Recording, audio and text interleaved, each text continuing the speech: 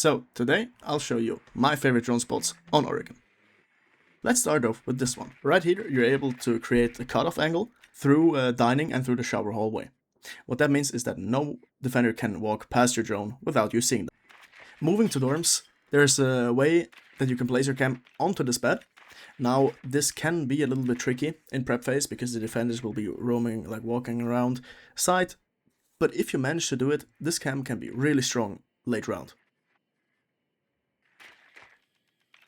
Now moving over into attic, there's this nice little hidden drone spot I like to do, where you just jump onto this generator thing or whatever it is, and you will see it's quite hidden. You can only really see it if you're standing way far back in attic, but if you're close, you won't even see the drone. You really have to like prone so you can see it. So that's a fucking strong spot. Now for tower, I'm a big fan of attic pushes. Whoops, I'm an idiot. As I was saying, I'm a big fan of attic pushes, so what I like to do is to pre-place one drone down here in tower. That way someone can watch your flank.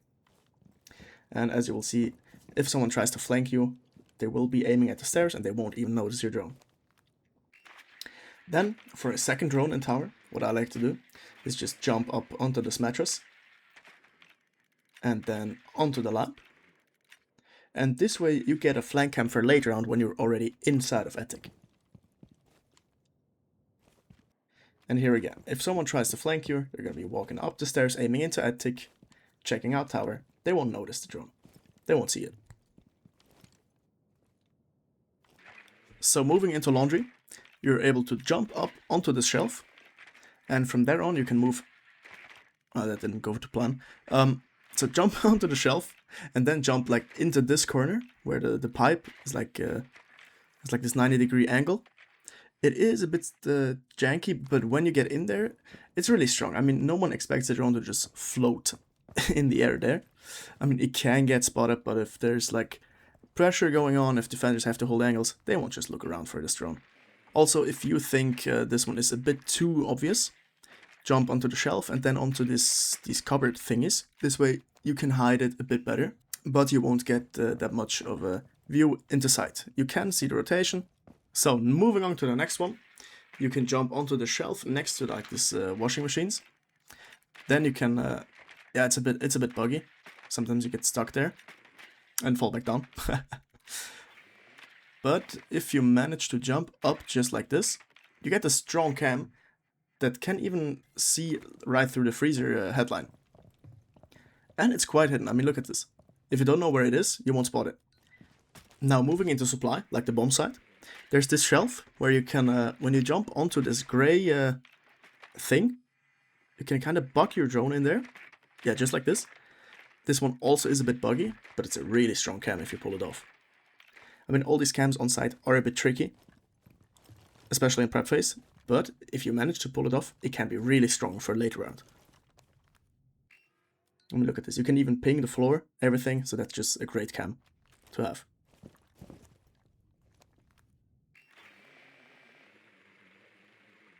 What you can also do is jump onto this shelf and then get your way right to the top and hop onto this bucket.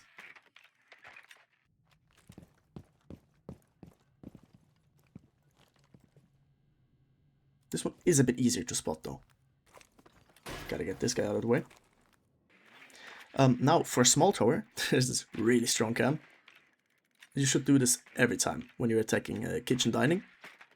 Just jump onto these pipes, and then you can move your way over to these like beams on the walls, where you can just drive all the way to the front and get this cam. It's right up there, and no one's looking for drones up there. This actually is the weakest of the 3 spots in small tower.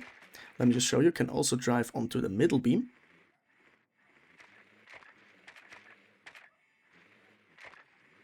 And this is how you get this cam.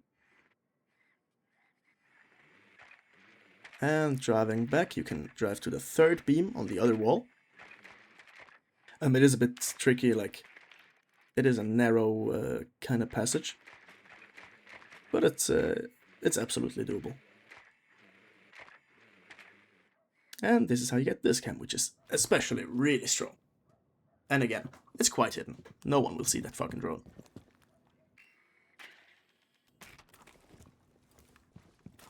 Then, for security, which is also a really strong spot to push when you're defending a kitchen and dining, you can jump onto the shelf. I mean, if you can do the jump. We're not going to talk about that one. But when you manage to jump up there, just jump at the wall so it kind of slows you down, you get this cam onto the freezer door and hallway, or you can go further onto the shelf, which gives you full sight of all of security. And let's be honest, no one is looking for cams there. You can also jump into this corner to get a bit of the hallway, but then you won't really see into the rotation. Now for kitchen, also a bit hard to pull off in prep phase, but if you manage to pull it off, it's going to be a really strong drone. Really strong drone. Just jump up onto these kitchen cupboards, and from there on you can move however you want. You can place it over here for a post plant watching the diffuser. You can move it back here for a bit more of side and tower hallway, or onto the fridge.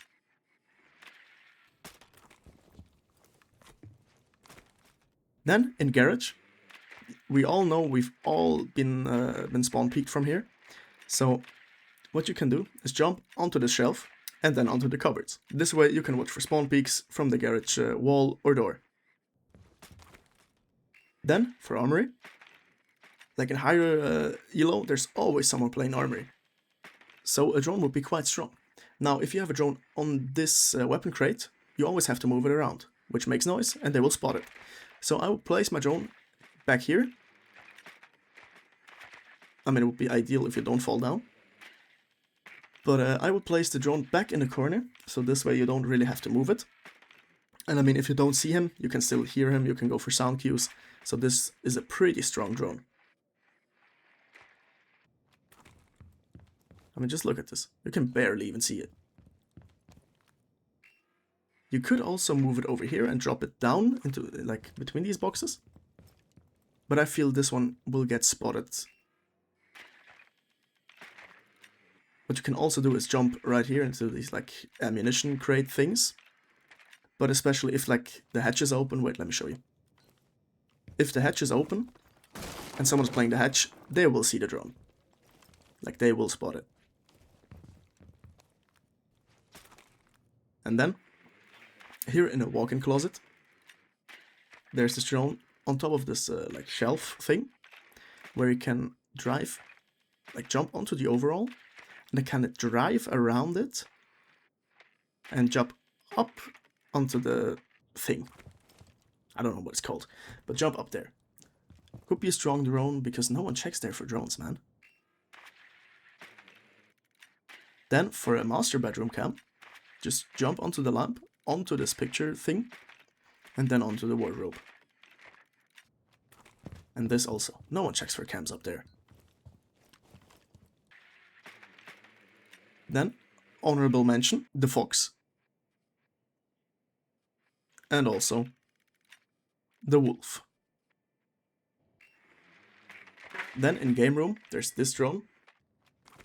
This one is pretty easy to spot, and I mean, I check for drones there every round. So I prefer to put my drone up here onto these shelves. Also again, in prep phase this can be hard to pull off, but if you do, it's going to be a great drone. Then place it behind these glasses. This way, it won't be spotted that easily.